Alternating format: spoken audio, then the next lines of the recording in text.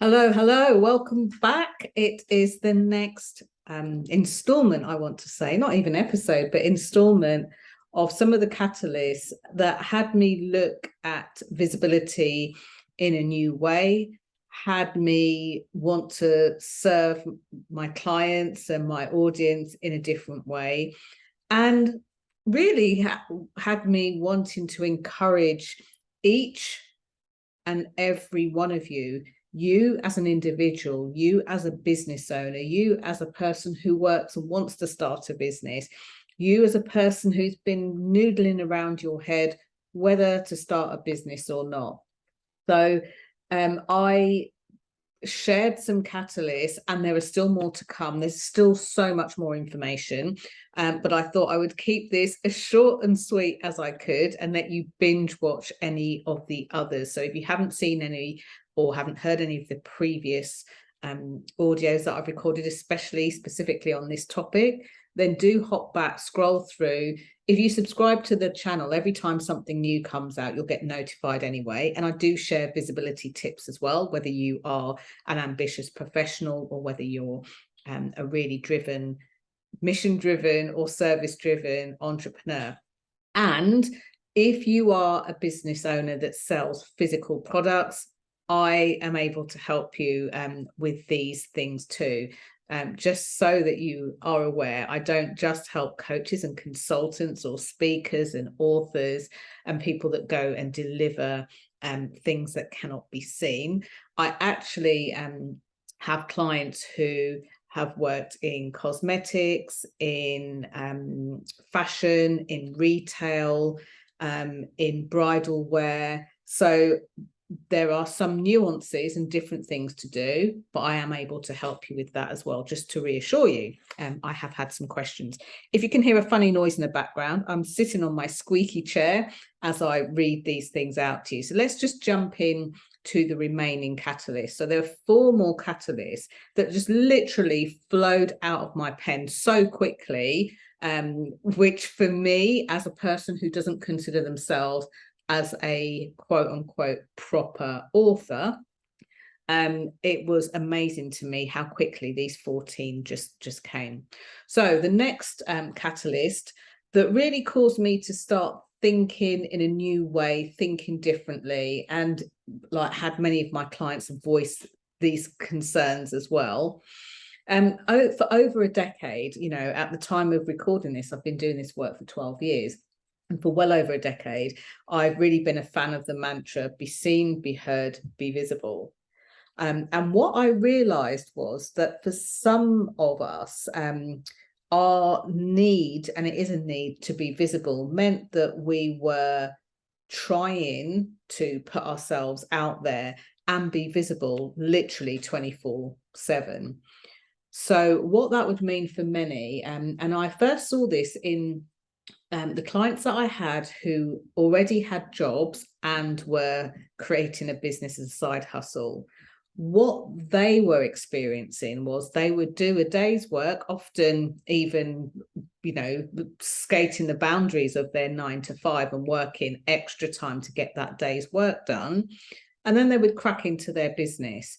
This to them would mean them posting on places like Instagram, Facebook, often not LinkedIn, because they are very much kind of wary of their business as usual, seeing their side hustle. For some, they've had, full autonomy and full permission to share both, but it was a sign for them of a respect. But the flip side of this is, yes, they do get a lot of visibility, they do get more seen, but the downside is that it used to stretch their daily, their working day. In fact, for a few that I spoke to, they would start their day at like 6 in the morning and they would flop into bed about 11 o'clock at night, leaving just 7 hours to sleep. And in between all of that, trying to eat, trying to maintain family life, private life, personal relationships, health, mental well-being, energy levels, and self-esteem. So I want to dive a little bit deeper into why these things can sometimes get embroiled in quote unquote visibility, but actually isn't visibility.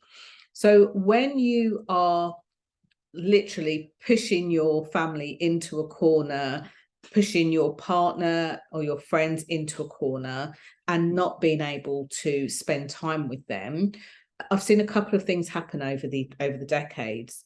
I've seen resentment build up in the other person, which has led to like problematic relationships. And I've seen a kind of like a relationship or relationships degrading, especially when you've got younger children. They don't understand necessarily why you're putting something else ahead of them or in front of them. This is really important because for the many people that I've watched have this happen to or have come to me afterwards, I've seen like a slow drip of this. They kind of tolerate it, they put up with it, and then it's sort of like okay until it's not okay, and then it causes big things. The private life piece, especially from a visibility point of view, is very interesting. When you are out with your friends or family or out by yourself or trying to exercise and you have your phone at the ready to take photos, take videos, to have selfies, specifically to populate your social media platform, it actually takes away from your private life. And it actually, for some people, makes them not have a private life because then nothing is sacred, nothing is private.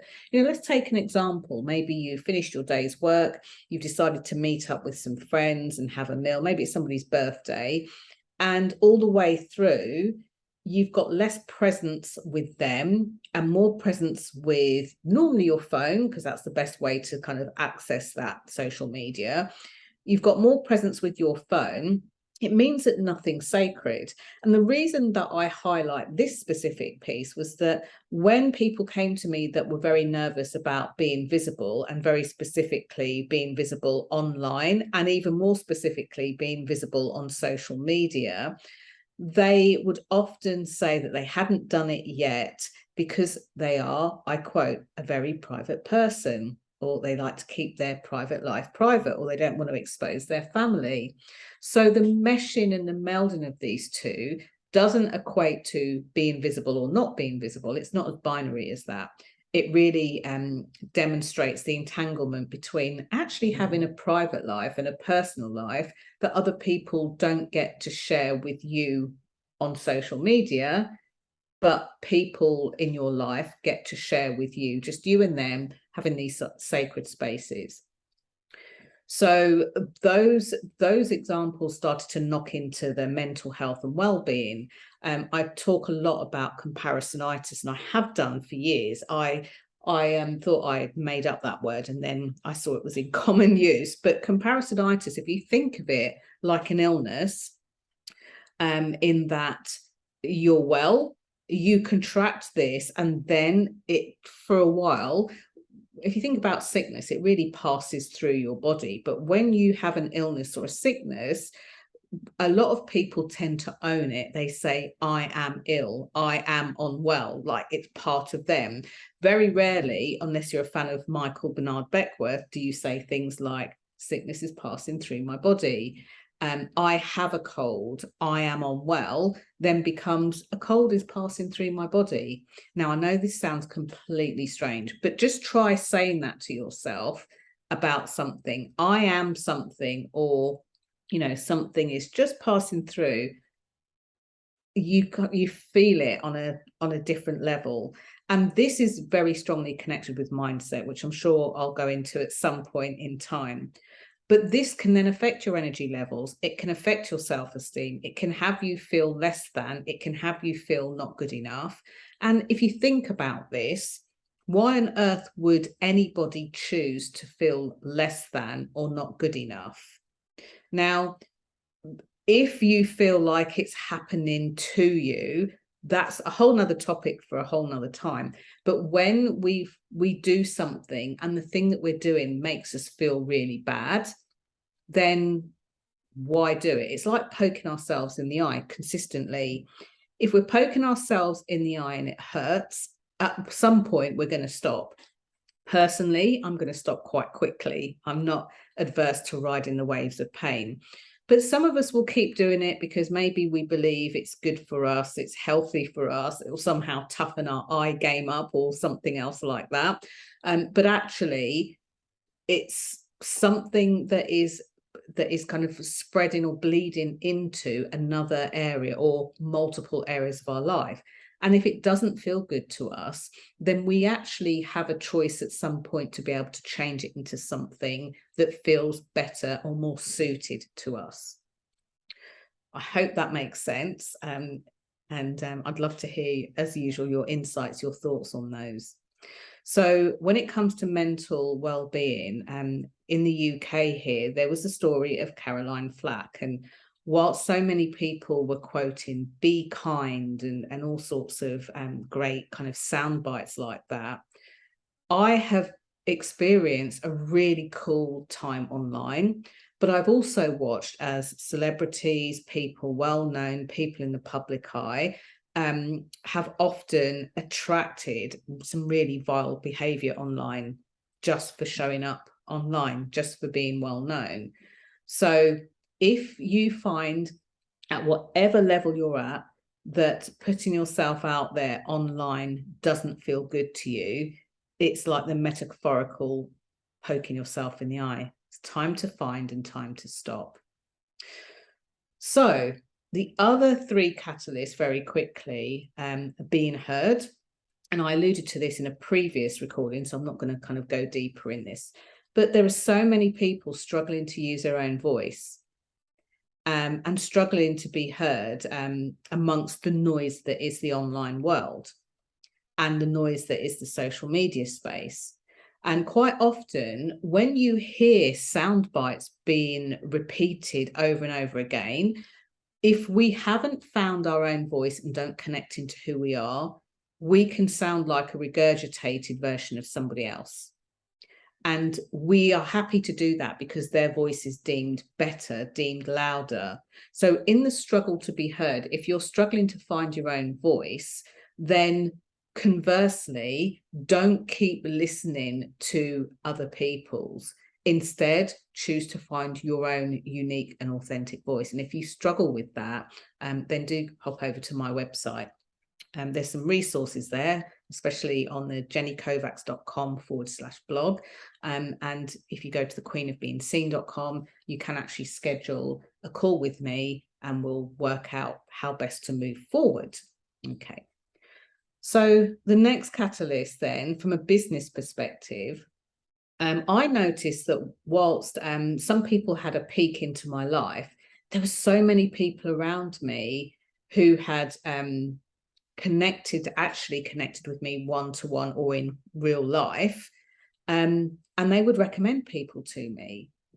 But the people who had actually connected with me in real life or had an element that was outside of my online life actually were the people who could recommend me accurately. I say this, I think about some of the live streams that I did online and being kind of picked up by conference organizers, being picked up by organizations, associations, business groups that wanted me to come and speak to them.